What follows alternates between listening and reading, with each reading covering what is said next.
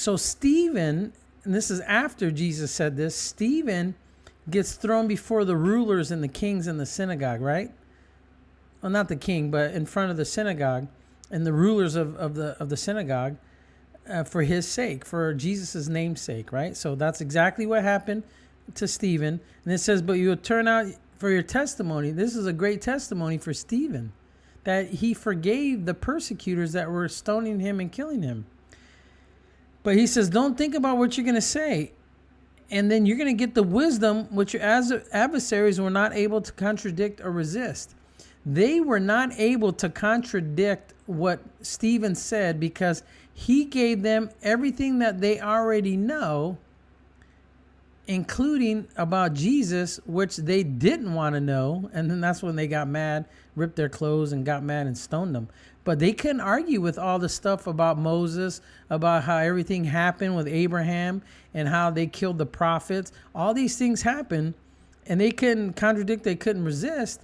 And then when he mentions Jesus, I bet you their conscience just went in complete opposite of what they wanted to believe, and they got mad.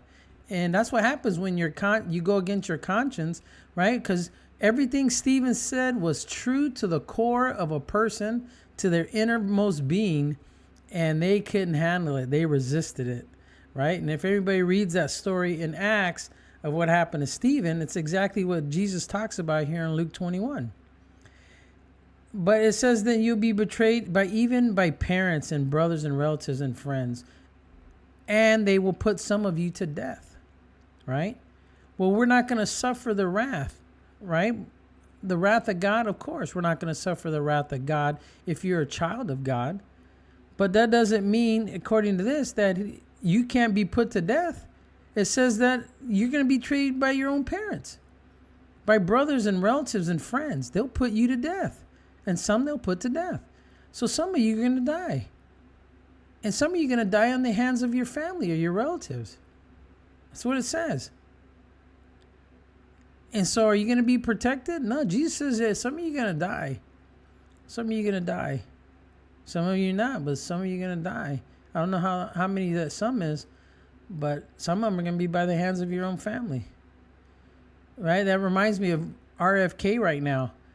His family is like going crazy because he supported Trump. So you can kind of know when I'm recording this video, but they literally are bashing their own brother, right? Calling him a disgrace just because who he wants to vote for or endorse for president. Isn't that sick? So how easy would it be, or how easy and fast would it be for your parents to betray you? If there was a law that says, hey, if you follow Trump, you must die, right? His family is going to deliver RFK up to that law so he could be killed. That's how sick this is going to get. And it's already starting in other countries. You guys got it. We have it made easy here in the U.S. as far as getting killed for our faith. It's still the hardest country to live in because it's so lax, right? In another country, if you tell people you love Jesus, that's a death sentence. Here, if you tell people that you love Jesus, they kind of question it first and maybe invite you to their church, but you don't get put to death. So we got it made easy here. And it's easy for people to deny Jesus because you're going to be put to death or be persecuted or be canceled or get fired from work because you believe in Jesus. I'm telling you, there's going to be a day where we're going to say, hey, I love Jesus, and we're going to get killed. And it says, and you'll be hated by all for my name's sake. That means there's a lot of people that are going to hate you because you follow Jesus and that you believe in his name. But he says, by your patience. So we have to endure that stuff. So listen, when you're a born-again believer, your spirit is signed, sealed, and delivered into the hands of Jesus. No one will snatch you out of the Father's hands ever, okay? But that doesn't mean that your body's not going to go through the ringer. That doesn't mean that you might not get killed by some and betrayed by others. It will happen. Jesus says it's going to happen. It says it right here. It says before even all these great things that you're going to see come out of heaven, that some of you guys are going to die. Some of you guys are going to be betrayed, right? Don't be fooled, right? When Jesus says, Peter, I'm praying for you because Satan requests to sift you like wheat. He says, and when you come back, depending on what version you read, it says strengthen the brethren. It doesn't say that you're not going to go through it, but you have Jesus prayed for Peter that, man, he's going to take you to the ringer. right? And there's Christians that go through the ringer. There's Christians that get through the ringer, but their spirit is protected. Their spirit is always. But that doesn't mean man's not going to be able to persecute you. You're going to get persecuted, right? If you're committed to sell out, if you're committed and you're sold out for Jesus Christ, there's a good chance you're going to die. Okay?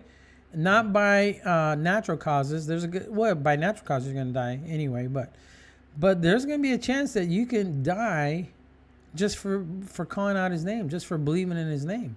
And when you get to the point where you're committed to say, I'll follow Jesus till I die, and you realize it's going to cost you everything, then is when I think that's when the persecution comes. I made that decision 10 years ago. I believed in Jesus, but I was a sinner. I was big time. I was like all over the place. I was what you call one of those fake Christians, lukewarm, whatever you want to call it. But I was born again 10 years ago. Truly, I said, that's it, Lord, I'm going to follow you.